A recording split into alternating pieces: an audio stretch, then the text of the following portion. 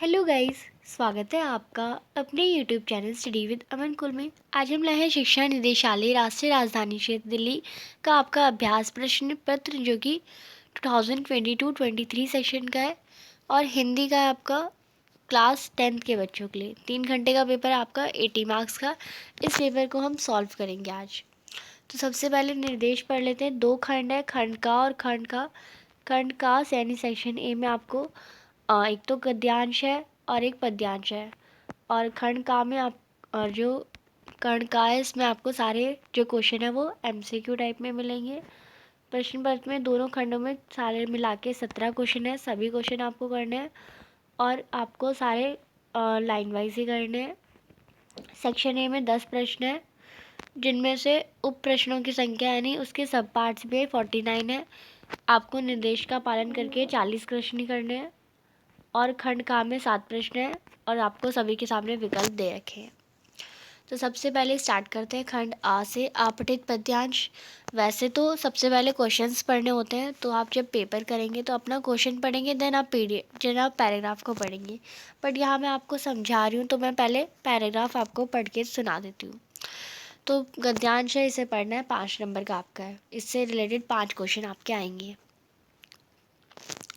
तो जनसंख्या में वृद्धि किसी भी देश के विकास में बाधा बनती है। भारत की ये बढ़ती हुई जनसंख्या चिंता का विषय बन गई है क्योंकि हमें प्रत्येक वर्ष 1 करोड़ से अधिक व्यक्ति अपने पहले से ही बहुत बड़ी जनसंख्या से जोड़ देते हैं। यानी जनसंख्या वृद्धि होती जा रही है, बढ़ते हुई जनसंख्या से स्थान की समस्या उत्पन्न हो रही है। यानी अब जगह ही नहीं है पर लोग ज़्यादा है, तो क्या कर सकते हैं। आवास की समस्या विकराल रूप धारण कर चुकी है। यानी कहाँ रहें लोग, कहाँ पे रहें, क्योंकि जगह ही नहीं है और लोग ज़्यादा है। सड़कों पर भीड़ रहती है, ट्रैफिक जाम रहता है। इसलिए जनसंख्या को देश का साधन एवं साध्य दोनों माना जाता है। लेकिन ज़रूरत से ज़्यादा जनसंख्या भी किसी भी सामाजिक, आर्थिक, राजनीतिक विकास में रुकावट पैदा करती है। यानी अब सड़कों पर भीड़ भी रहती है, ट्रैफिक भी रहता है। जो जनसंख्या है लोगों की, वो एक साधन भी है और एक साध्य भी है। यानी एक अच्छी चीज़ भी है और बुरी भी है। बट ज़रूरतों से ज़्यादा भी अगर आप किसी चीज़ का भी एग्जेसिव ले लेते हैं, ज़रूरत से ज़्यादा हर चीज़ ख़राब होती है, तो ज़रूरत से ज़्यादा जनसंख्या भी ख़राब है। वो देश की सामाजिक स्थिति, आर्थिक स्थिति और राजनीतिक स्थिति में रुकावट पैदा करती है। हमारे देश में, भारत में लगातार बढ़ती हुई जनसंख्या एक विकराल समस्या बन चुकी है। जनसंख्या वृद्धि की वजह से आज देश विकास के मामले में अन्य देशों की तुलना में काफ़ी पीछे हो रहा है। यानी बहुत लोग हो रहे हैं और सुविधाएँ कम हैं। भारत में जनसंख्या बढ़ने से गरीबी भी बढ़ती है, बेरोजगारी की समस्या पैदा होती है। यानी अगर काम सिर्फ 15 लोगों के और उसकी जगह 30 लोग हैं तो 15 लोगों को ही तो जॉब मिलेगी ना। वही व्यापार, विकास और विस्तार गतिविधियां ज़रूरत से ज़्यादा धीमी होती जा रही हैं। आर्थिक मंदी आ रही है। ये नहीं, वन, जंगल, वनस्पतियां, जल संसाधन समेत तमाम प्राकृतिक संसाधनों का भी कमी हो रही है। और तो खाद्य उत्पादन और वितरण भी जनसंख्या के मुकाबले नाकामी साबित हो रहे हैं। यानी खाने की चीज़ें भी नहीं मिल रही। वह बढ़ती महंगाई भी जनसंख्या वृद्धि के सबसे मुख्य कारणों में से एक है। जनसंख्या वृद्धि के कारण ही आज लोगों को हर जगह घंटों लाइन में खड़ा होना पड़ता है। रेलवे स्टेशन, बस अड्डे, अस्पताल, धार्मिक, सामाजिक समारोह पर इतनी भीड़ रहती है कि कई बार पैर रखने तक की जगह नहीं मिलती। भारत में बढ़ती जनसंख्या का दुष्परिणाम ये है कि ये आज भारत में गरीबी रेखा से भी नीचे आने वाले लोगों की जो संख्या है वो दिन प्रतिदिन, यानी गरीबी रेखा एक लाइन होती है। यानी अगर इतने पैसों से कम कोई इंसान कमाता है और कम खाता है तो वो गरीबी रेखा के अंदर आता है। तो उसके अंदर भी जो लोग हैं वो बहुत ज़्यादा बढ़ रहे हैं। यानी लोग ज़्यादा से ज़्यादा गरीब हो रहे हैं। पानी, पेट की आग बुझाने के लिए भोजन नहीं, यानी सबके पास पानी है पर भोजन नहीं है। गर्मी में लू, सर्दी में हड्डियां चूर होने वाली जो ठंड है उससे वो बचने के लिए उनके पास कपड़े नहीं है। खुले नील गगन के नीचे वो फैली हुई भूमि ही उनका आवास स्थल, यानी कोई घर भी नहीं है उनके पास। अब यहाँ पे प्रश्न है, कथन दे रखा है भारत की बढ़ती हुई जनसंख्या चिंता का विषय बन गई है। आवास की समस्या भी है, बेरोजगारी की भी है, खाद्यान्न की भी है, मानवीय संसाधनों की समस्या। यानी मानवीय संसाधन की समस्या नहीं बोला गया, हमें बस ये 3 चीज़ें बताई गई थी, तो हमारा कारण फर्स्ट, सेकंड और थर्ड सही है। प्रत्येक वर्ष हम लगभग कितनी जनसंख्या वृद्धि करते हैं, तो 1 करोड़ से अधिक करते हैं। यहाँ पे हमने अभी पढ़ा था, यहाँ पे आप देख सकते हैं 1 करोड़ से अधिक। नेक्स्ट है वन, जंगल, वनस्पतियाँ, जल संसाधन आदि क्या है? मानवीय संसाधनों, कृत्रिम संसाधनों, प्राकृतिक संसाधनों या नवीन संसाधनों। तो यहाँ पे आप देख सकते हैं वन, जंगल, वनस्पतियाँ, जल संसाधन आदि, यहाँ पे हमने लिखा था। आप देख सकते हैं वन, जंगल, वनस्पतियाँ, जल संसाधन तभी प्राकृतिक संसाधनों का भी कमी होती जा रही है। तो ये मैं आपको आंसर साथ साथ इसलिए दिखा रही हूँ जिससे आपको आंसर फाइंड करने की टेक्निक भी पता चले। लोगों को हर जगह घंटों लाइनों में क्यों खड़ा होना पड़ता है? जनसंख्या स्थिर होने के कारण? नहीं, जनसंख्या स्थिर होगी तो कैसे खड़े होंगे? कमी होगी तब भी लाइन में खड़ी नहीं होना पड़ेगा। जनसंख्या ना होने के कारण तो ऐसे तो है ही नहीं। जनसंख्या जब बढ़ेगी तभी तो लोग लाइन में खड़े होंगे, तभी तो भीड़ होगी। तो ये आपका घ ऑप्शन है। नेक्स्ट है, आपको कथन और कारण दे रखा है। जनसंख्या वृद्धि के कारण खाद्य उत्पादन बढ़ रहा है। तो जनसंख्या वृद्धि के कारण खाद्य उत्पादन बढ़ रहा है, करेक्ट स्टेटमेंट है। जनसंख्या वृद्धि के कारण आर्थिक मंदी आ रही है, यानी जनसंख्या वृद्धि हो रही है तभी तो आर्थिक मंदी आ रही है। तो यस, दोनों ही ट्रू है। आ भी सही है और कथन भी सही है हमारा। यहाँ पे आप देखिए खाद्य उत्पादन जो है वो हमारा बढ़ नहीं रहा है। जनसंख्या वृद्धि हो रही है तो खाद्य उत्पादन घट रहा है, यानी सामान तो उतना ही प्रोड्यूस हो रहा है पर लोगों में कम जा रहा है। लोग बढ़ रहे हैं पर सामान तो उतना ही प्रोड्यूस हो रहा है। तो इसमें आप देखिए आ जो है हमारा वो गलत है पर आर सही है, यानी ए ऑप्शन आपका ए गलत है पर किंतु आर सही है। नेक्स्ट क्वेश्चन नंबर 2 है, जो कि 2 पद्यांश में से किसी एक को ही करना है, हम दोनों करेंगे। तो इस पद्यांश को पहले पढ़ लेते हैं, छोटा सा ही है। आज की सुबह है बहुत प्रीतिकर, कह रही उठ नया काम कर नाम कर, जो अधूरी रह गई वह सुबह कल गई, मान ले ये अब यही कुछ कमी रह गई, ले नई ताजगी ये सुबह आ गई, कह रही मीत उठ बात कर कुछ नहीं, ओ सृजन दूत तू शक्ति संभूत तू, क्यों कड़ा रहा अश्वयुध थाम कर। इस कविता के केंद्रीय भाव के लिए कथनों को पढ़कर सबसे सही विकल्प। तो सतत कर्मशील रहने की प्रेरणा, यानी हमेशा काम करने की तत्पर रहना। कौन देता है? रात में आराम करने की सलाह तो नहीं देता। प्रगति के मार्ग पर अग्रसर होने का आह्वान देता है। यस। अवरोध होने पर रुक जाने की सलाह, यानी अगर आपके सामने कोई कठिनाई आए तो आप रुक जाते हैं। तो नहीं, ये भी नहीं देता। फर्स्ट देता है और थर्ड देता है। तो इसमें आप देखिए कथन कथन जो है खा सही है, कथन फर्स्ट और थर्ड सही है। आज की सुबह कैसी है? प्रीतिकर है, तो इसमें आपका प्रीतिकर आ जाएगा। आज की सुबह क्या कर रही है? काम कर, आराम कर, काम और नाम कर, या काम और आराम कर। तो यहाँ पे आप देख सकते हैं आज की सुबह काम भी कर रही है, नाम भी कर रही है। तो इसमें काम और नाम कर। नई ताजगी लेकर कौन आई है? सुबह आई है, दोपहर आई है, शाम। तो ताजगी से आप यही समझ जाए नई ताजगी सुबह ही लेकर आई है। यहाँ पे भी आपको लिखा है नई ताजगी लेकर आई सुबह। नेक्स्ट है, कवि के अनुसार हम सतत कथन पढ़कर सही विकल्प को चुनें। हम सतत कैसे? कर्मशील बने, या सृजनकर्ता बने, या फिर आशावादी बने, या संघर्षशील बने। तो ये चारों ही स्टेटमेंट जो है वो इसमें आप देखिए आशावादी भी बनेंगे, संघर्षशील भी बनेंगे, और ये हमारा कर्मशील भी बनेंगे और सृजनकर्ता भी बनेंगे। तो यहाँ पे अगर हम देखें पहला वाला स्टेटमेंट जो अगर आप ध्यान से पढ़ेंगे तो कर्मशील ना बने, ये ना बनेगा तो नहीं बोला, बनने बोला है ना। तो इसमें आपका second, third and fourth correct हो जाएगा। सेकंड, थर्ड, फोर्थ आपका जो ग ऑप्शन है वो करेक्ट है। नेक्स्ट है अथवा का क्वेश्चन। पूर्व चलने के बटोही बाट की पहचान कर ले, पुस्तकों में है नहीं छपी छापी गई इस कहानी, हाल इसका ज्ञात होता है ना औरों की जुबानी, अनगिनत राही गए इस राह में उनका पता क्या, पर गए कुछ लोग इस पर छोड़ पैरों की निशानी, ये निशानी मुख होकर भी कुछ बोलती है, खोल इसका अर्थ पंथी पंथ का अनुमान कर ले, पूर्व चलने के प्रोही बाट की पहचान कर ले। है अनिश्चित किसी जगह पर सरित गिरी सहवर मिलेंगे, है अनिश्चित किसी जगह पर बाग वन सुंदर मिलेंगे, किस जगह यात्रा खत्म हो जाएगी यह भी अनिश्चित है, भी अनिश्चित कब सुमन कब कंटेनरों के सर मिलेंगे, कौन सहसा छूट जाएंगे मिलेंगे कौन सहसा, आ पड़े कुछ भी रुकेगा तू ना, ऐसी आन कर ले, पूर्व चलने के बटोही बाट की पहचान कर ले। ये आपने पोएम पढ़ी, काफ़ी सुंदर पोएम थी। पूर्व चलने के बटोही बाट की पहचान कर लेने से कवि का आशय क्या है? कहीं जाने से पहले रास्ते की जानकारी होनी चाहिए। किसी भी कार्य को करने से पहले, यहाँ पे कथन आपको दे रखे, करने से पहले उसके बारे में पूरी तैयारी कर लेनी चाहिए। यस, दोनों ही सही है। नेक्स्ट, कहीं जाने से पहले रास्ते की जानकारी आवश्यकता नहीं है, तो ऐसा नहीं है। जीवन में योजना की आवश्यकता नहीं होती, तो ये दोनों ही गलत है। फर्स्ट और सेकंड करेक्ट है, आपका क ऑप्शन करेक्ट है। नेक्स्ट है, पूर्व चलने के बटोही का अर्थ क्या है? पूर्व चलने के बटोही यानी पूर्व की दिशा चलने वाला यात्री? नहीं। यात्रा के पहले यात्री? यात्रा के बाद यात्री? नहीं। बाद वाला नहीं बताया, पूर्व तो उसके पहले होता है। पूर्व की दिशा में ना जाने वाला, तो ये तो पूर्व की दिशा का सब वही मतलब ही नहीं है, यानी यात्रा के पहले यात्री आपका करेक्ट ऑप्शन है।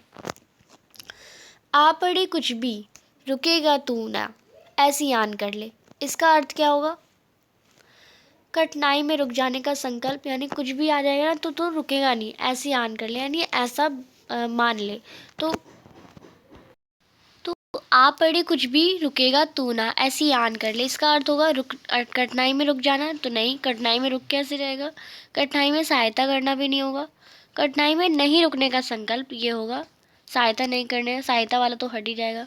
तो नहीं रुकने का संकल्प, यानी आप कठिनाई में रुक नहीं रहे, आप ऐसा संकल्प ले रहे हैं कि आप कठिनाई को पार कर लेंगे। नेक्स्ट है, काव्यांश के अनुसार कुछ लोग यहाँ क्या छोड़ के गए हैं? पद चिन्ह, संपत्ति, विरासत या घर संसार।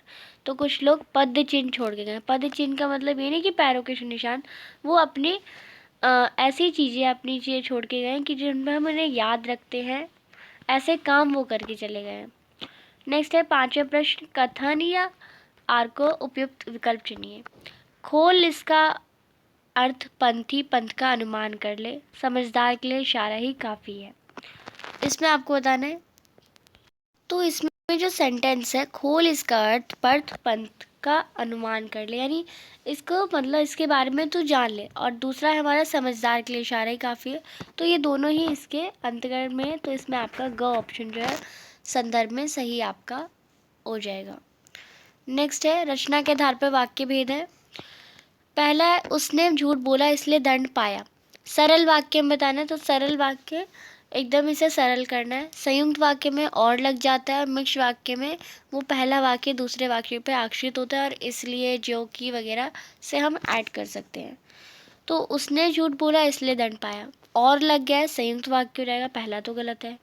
झूठ बोलने पर उसने दंड पाया, हो सकता है। उसने झूठ नहीं बोला, नहीं तो है ही नहीं, तो ये वाला भी ऑप्शन कट। क्योंकि उसने झूठ बोला इसलिए दंड पाया, तो ये तो मिक्स वाक्य है, तो इसमें आपका ख ऑप्शन जो है वो करेक्ट हो जाएगा। नेक्स्ट है सेकंड, वह फल खरीदने के लिए बाजार गया। इसका संयुक्त वाक्य, यानी फल खरीदा और बाजार गया। वह बाजार गया फल खरीदने के लिए, ऐसा तो नहीं सेंटेंस बना, ये तो हमारा मिक्स वाक्य जैसा हो जाएगा। वह बाजार गया, उसने फल खरीदा, ये हो सकता है। उसे फल खरीदने थे इसलिए वह बाजार गया, ये भी मिक्स वाक्य का उदाहरण है। उसने बाजार जाकर फल खरीदे, तो वह फल खरीदने के लिए बाजार गया था, तो वह बाजार गया, या उसने फल खरीदे, उसने बाजार जाकर फल खरीदे।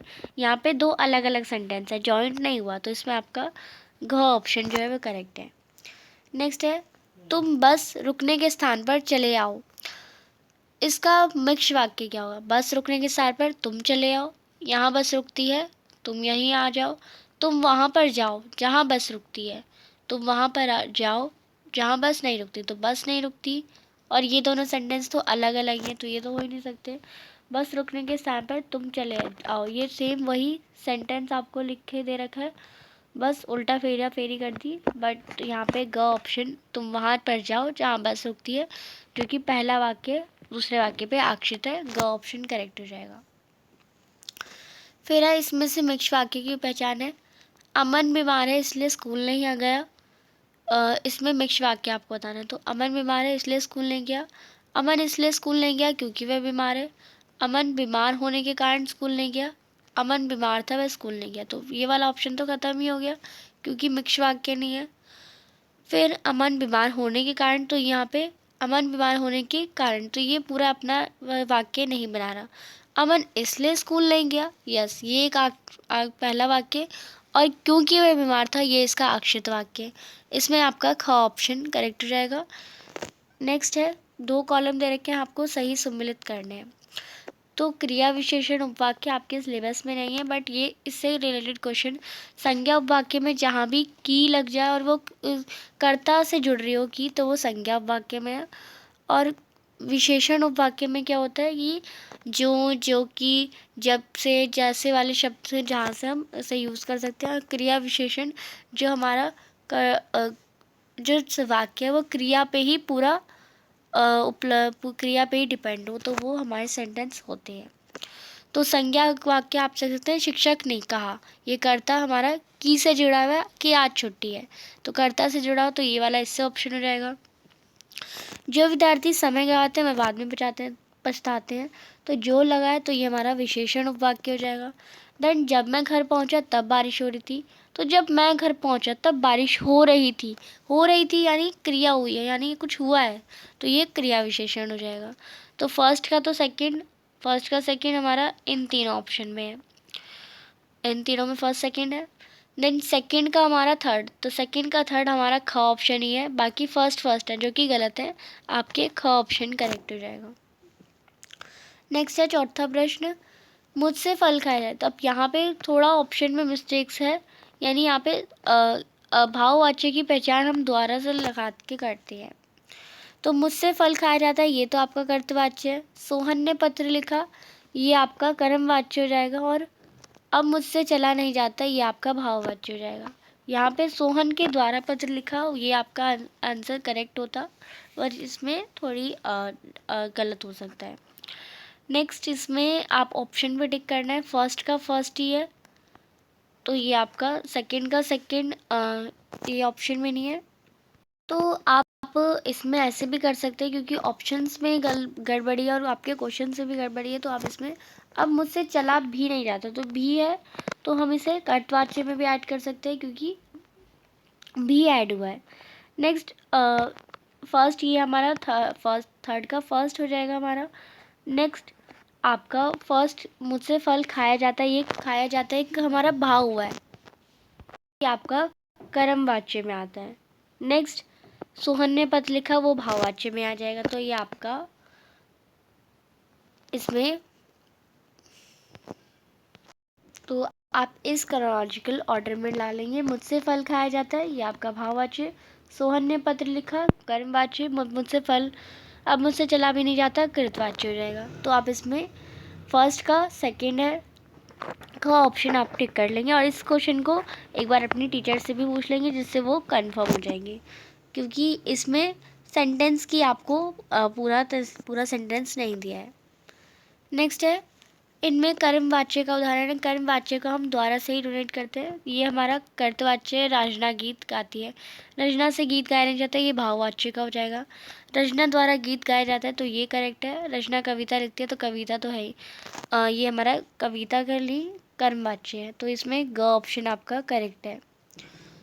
नेक्स्ट है क्वेश्चन नंबर थर्ड, इनमें कर्तवाच्य का कर्ता वाला है, उसे चला नहीं जाता, नहीं हो सकता, ये भाववाच्य का है।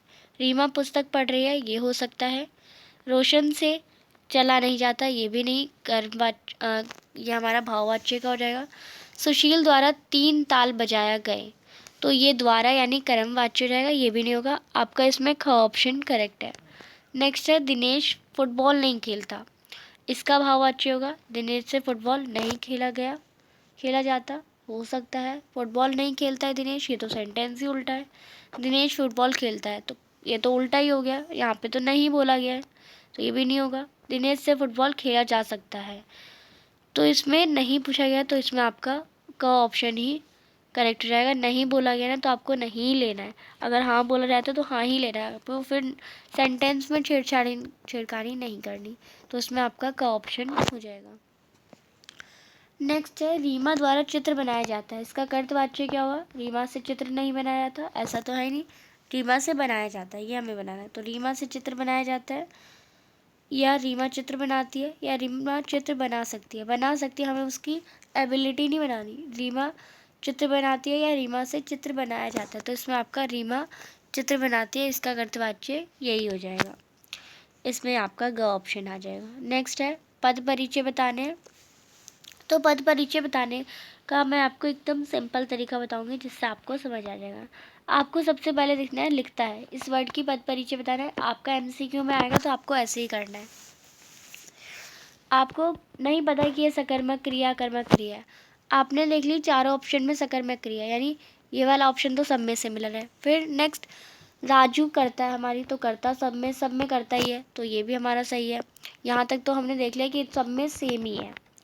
नेक्स्ट, राजू क्या होगा, पुल्लिंग होगा स्त्रीलिंग होगा, तो ये स्त्रीलिंग वाला ऑप्शन कट गया। अब पुल्लिंग पुल्लिंग पुल्लिंग। नेक्स्ट, लिखता है हमारा, राजू पत्र लिखता है, राजू पत्र लिखता है, एक इंसान है, ज़्यादा तो नहीं है, तो ये बहुवचन वाला ऑप्शन भी कट गया, यानी ख और ग तो ऑप्शन कट ही गए। इन ऑप्शन को अब हमें देखना ही नहीं है, तो ये एक वचन। अब राजू पत्र लिखता है, लिखता जो है वर्तमान काल है, तो ये वाला ऑप्शन भी सही है, ये वाला ऑप्शन भी सही है, दोनों सेम ही ऑप्शन है।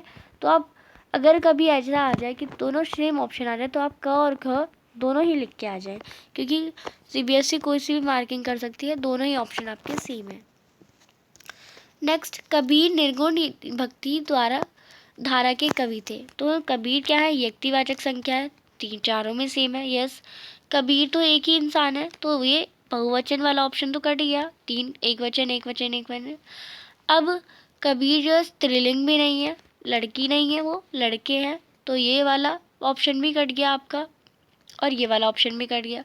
अब बचा ग और घ में, कबीर कर्ता के स्थान पे लिखा गया, तो कर्ता कारक होगा, अगर हमारे बीच में जहाँ पे कर्म होता है, यानी जो कर्ता पे डिपेंड होता है, वो उस पे जगह लिखा होता है, तो कबीर तो एक इंसान है, वो करता है, तो ये वो काम कर रहे हैं, तो इसमें कर्ता कारक ग ऑप्शन करेक्ट हो जाएगा। कर्म नहीं होगा, कर्म बीच में आता है सेंटेंस के, और क्रिया हमारी आखिरी में पहचान के लिए आती है, तो इसमें आपका कर्म कारक नहीं होगा, कर्ता कारक होगा, ग ऑप्शन आपका करेक्ट है। नेक्स्ट, ये गाड़ी मेरे मित्र की है, ये जो है सेंटेंस में हमें बताना है इसका पद परिचय। तो ये जो है वो सार्वनामिक विशेषण है, तो गुणवाचक किसी का गुण तो बता नहीं रही, ये वाला हमारा मार्किंग ही कट गई। सार्वनामिक विशेषण है, ये मेरे मित्र की गाड़ी है या फिर गाड़ी मेरे मित्र की है, तो ये तो सिर्फ एक ही व्यक्ति है ना, बहुवचन वाला ऑप्शन भी कट गया। और गाड़ी मेरे मित्र की है, तो मेरी मित्री की तो नहीं है ना, लड़की की तो नहीं है ना, स्त्रीलिंग वाला ऑप्शन भी कट गया, तो इसमें आपका ग ऑप्शन करेक्ट है, पुल्लिंग आपका ग ऑप्शन। नेक्स्ट है, राम ने रावण को मारा। अब मारा आपको पता नहीं कि सकर्मक क्रिया कर्मक क्रिया है, तो मारा जो होती है वो सकर्मक क्रिया होती है, अगर आपने पढ़ा है तो इसमें अकर्मक क्रिया वाला ऑप्शन तो कट ही गया। राम ने रावण को मारा, यही हमारी कर्म के साथ है, यानी कर्म के द्वारा हो रही है, तो इसमें सकर्मक क्रिया ही होगी, एक ऑप्शन कट गया। राम और रावण दोनों ही पुल्लिंग है, लड़के हैं, स्त्रीलिंग नहीं हो सकता, तो ये वाला ऑप्शन भी कट गया, यहाँ पे स्त्रीलिंग आ गया था। अब ये वाला पुल्लिंग बचा, ये वाला पुल्लिंग, राम और रावण दोनों ही एक व्यक्ति, यानी कि आप दो मिला के बहुवचन बना दे, दो बना के भी संस्कृत में द्विवचन होता है, बहुवचन नहीं होता, तो इसमें एक वचन आएगा। मारा किसने मारा, राम ने रावण को मारा, तो ये करता है और भूतकाल है, तो ये घ ऑप्शन इसमें आपका करेक्ट हो जाएगा। नेक्स्ट है, ताज़े फल दिखकर मन खिल गया। ताज़े फल जो है वो फलों का गुण है, वो संख्या नहीं है और ना परिमाण है, तो इसमें फर्स्ट वाला ऑप्शन और थर्ड वाला ऑप्शन तो कट गया, ये तो नहीं हो सकता।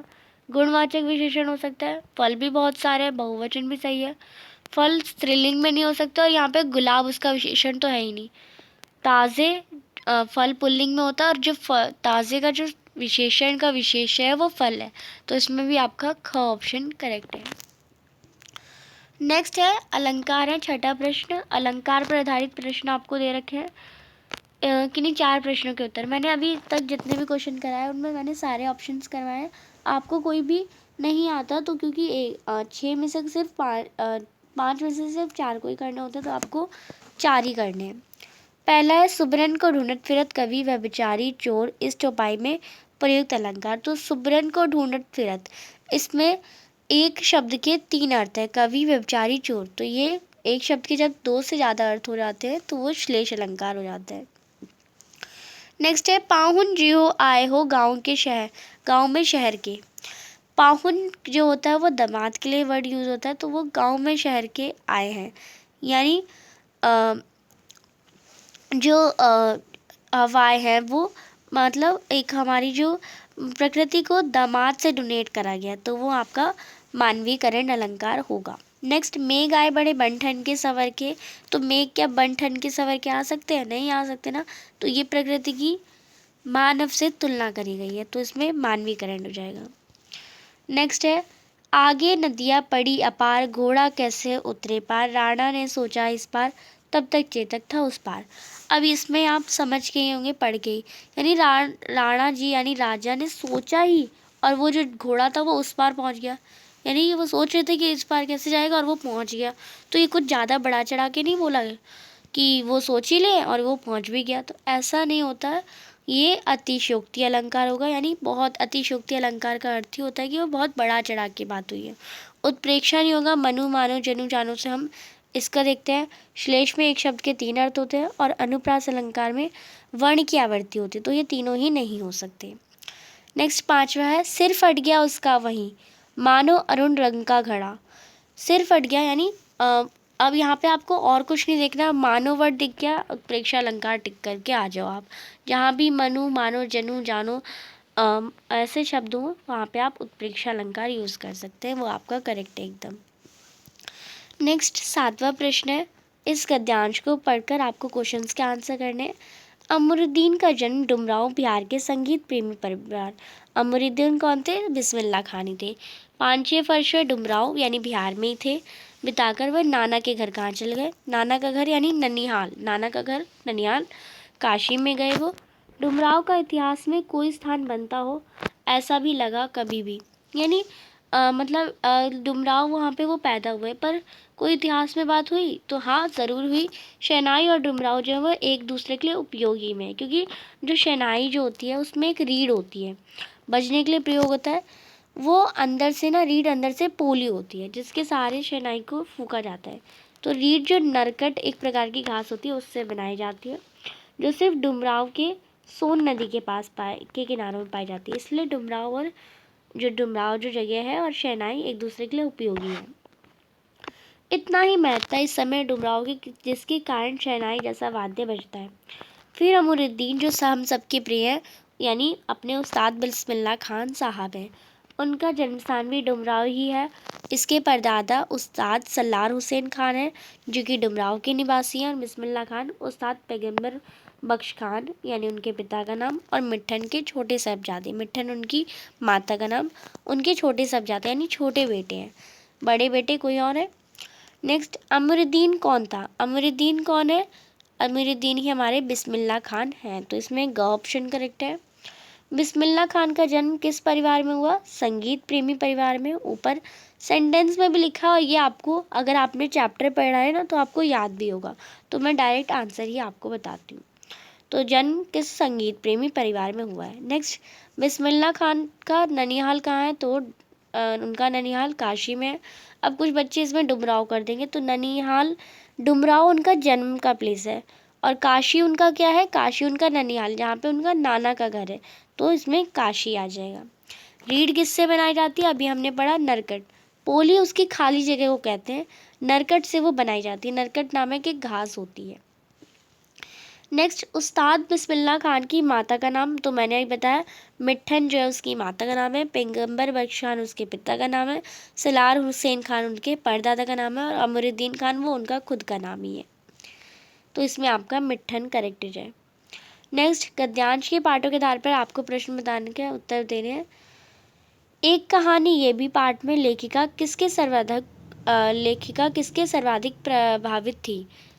एक कहानी ये भी, वो अपने माताजी से या अपने पिताजी से, अपनी शिक्षिका से या अपने नाना जी से, तो वो सर्वाधिक प्रभावित, तो इसमें सबसे अधिक प्रभाव उनके पिता का पड़ा था। शिक्षिका का भी प्रभाव बहुत पड़ा था, उन्होंने बहुत सारी चीज़ें सिखाई, पर पिता का प्रभाव उनको बचपन से पड़ा। उनकी जो भी उनका रोक टोक थी, या उन्हें वो पसंद नहीं करते थे उनके रंग के बेस पे, या बहुत सारी चीज़ें उनका पिता से ही उन्हें सर्वाधिक प्रभाव पड़ा था, तो यहाँ पे ख ऑप्शन जो है वो करेक्ट है। नेक्स्ट है, बाल गोविंद भगत किसे अपना साहब मानते हैं? तो बाल गोविंद भगत जो है वो कबीर को अपना साहब मानते हैं। नेक्स्ट है, पद्यांश पर अधिक बहुविकल्पीय प्रश्नों पे आपको आंसर करने हैं।